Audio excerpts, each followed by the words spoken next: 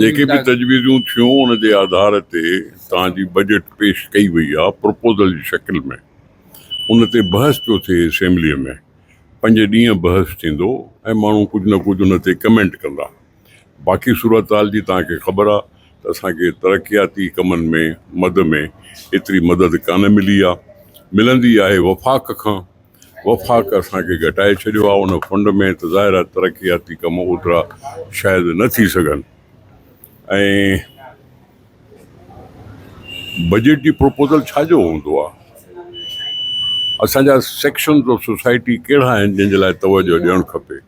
Agriculture, irrigation, health, तालीम, अमन अमान, इहे ई आहिनि मद में जिते असां पैसा वधाए बि रखिया आहिनि।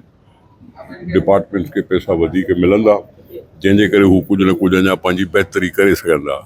इशू आहे मैनेजमेंट खे ठीकु करणु।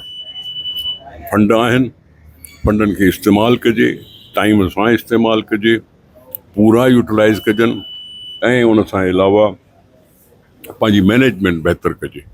इहा ई हूंदी आहे बजट। सर इहो ॿुधाइजो त असां पाणी पूरो सिंध खे कोन पियो ॾे, पाणी जो वॾो मसइलो आहे, तव्हां किरदारु पहिरों बि अदा कयो आहे। पाणी जे हवाले सां भारी परेशान आहियूं। असां उन जे लाइ रोड़ियूं कयूं। मां उथंदे सां बयानु ॾिनो, 27% तॾहिं ॿुधाई ऐं उन खां पोइ 60 ताईं वञी ॻाल्हि पहुती।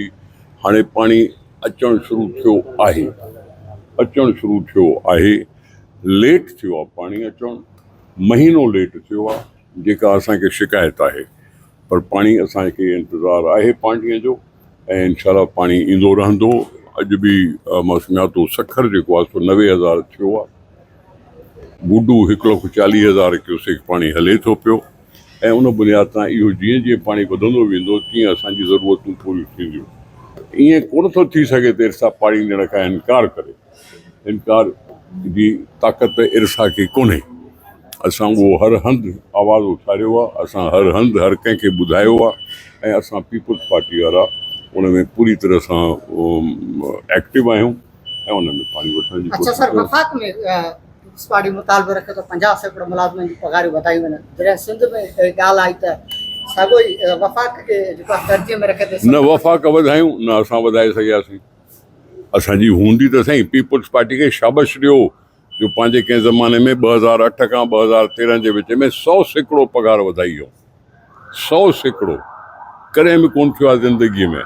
हाणे बि असांजो इहो ई हो त बाबा गुरबत आहे, महांगाई आहे, उन में असांखे पघार वधाइणु खपे। पर फंड न हुजण जे बुनियाद ते एतिरो ई वधायो जेतिरो वधायो वियो आहे। असां बि ओतिरो ई वधायो जेतिरो वफ़ाक़ वधायो।